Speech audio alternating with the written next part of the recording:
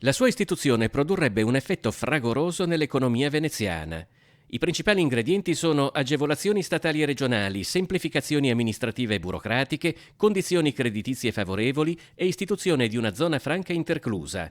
È il modello ZLS, Zona Logistica Semplificata, che la Regione Veneto propone per rilanciare l'economia dell'area Porto di Venezia Rodigino.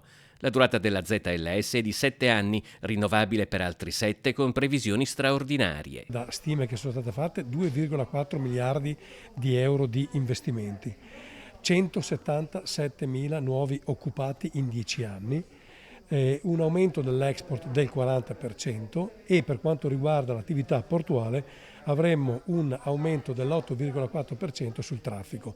Le aree interessate in Comune di Venezia sono Porto Marghera, Campalto, Murano, Arsenale, la zona portuale e il Tronchetto, cui si aggiungono 16 comuni della provincia di Rovigo.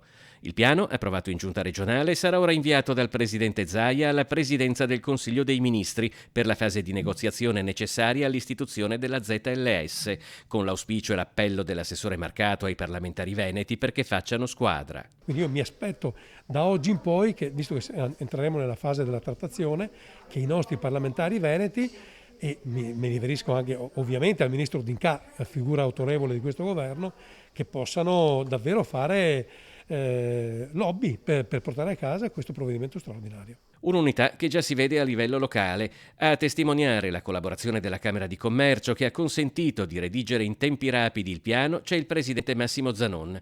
In videocollegamento tra gli altri il presidente di Confindustria Vincenzo Marinese, il presidente dell'autorità portuale Fulvio Di Blasio, l'assessore comunale allo sviluppo economico Simone Venturini. Abbiamo altri esempi in altre parti del nostro paese che non hanno funzionato. Ebbene, noi dobbiamo applicare il modello Veneto a questa ZLS e far sì che veramente possa esprimere tutte le potenzialità in campo di attrazione di investimenti, crescita di occupazione e crescita dei territori.